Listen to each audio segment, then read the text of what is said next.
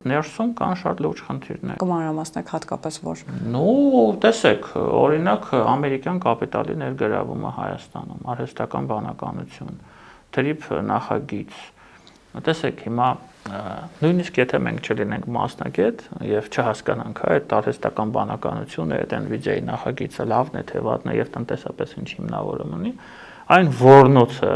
որը սկսվել է այդ ռուսական ճամբարից Հայաստանում սպասարկումներից, արդեն խոսում են մասին, որ մենք ճիշտ ճանապարհի վրա ենք։ Իրենք հենց սկսում են մի բանը քննադատել, դա նշանակում է, որ դա հակասում է Ռուսաստանի շահերին։ Այն ինչ հակասում է Ռուսաստանի շահերին, միանշանակ բխում է Հայաստանի Հանրապետության եւ հայ ժողովրդից։ Մնացածը սա դնենք մի կողմ։ Հիմա ես չդնեմ, չբացատրեմ, թե դա ինչ է, ես տնտեսագետ չեմ։ Դա արդեն բավարար է։ Այսինքն մենք ճիշտ ճանապարհի վրա ենք։ Մենք ճիշտ ուղղությամբ ենք գնում, բայց մենք ունենք խնդիրներ արդարադատության հետ։ Այդ արդարադատության համակարգը շարունակում է պարազիտանալ։ Մենք ունենք ընտրովի արդարադատություն։ Մենք ունենք օրինակ լուրջ խնդիրներ սոցիալ-տնտեսական բնագավառում, կարգ ու կանոն չկա մեր երկրում, օրենքը չի աշխատում շատ դեպքերում, հետո պետք է դրան զբաղվի։